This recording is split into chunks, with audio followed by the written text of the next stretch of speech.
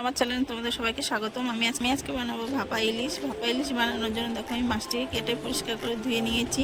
এবার নুন হলুদ দিয়েছি, সাদা শস্য, কালো শস্য, লঙ্কা আমি বেটে নিয়েছি। এবার বেটে নেওয়ার পরে আমি এটার মধ্যে ঢেলে দিলাম। এবার সর্ষের তেল দিয়ে ভালো করে এবার মেখে নেব। দেখো আমার মাখাটা হয়ে গেছে। এবার আমি মাখাটা হয়ে গেছে, এবার আমি একটা পাত্র নিয়ে নেব। পাত্রের মধ্যে আমি এবার একটা একটা করে দিয়ে দেবো। দিয়ে দেওয়ার পরে ভালো করে পুরোটা ঢেলে দিয়েছি।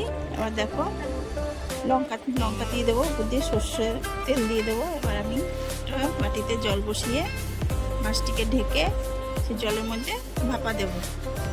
দেখো আমি ভাপা দিতে বসিয়ে গেছি। আমার যদি রান্নার ভিডিওটি তোমাদের ভালো লাগে আমাকে সাবস্ক্রাইব, লাইক, কমেন্ট, শেয়ার করে দিও। দেখো আমার মাছটি কমপ্লিট, দেখে নাও। আমি একটা চামচ দিয়ে দেখা হবে পরের ভিডিও।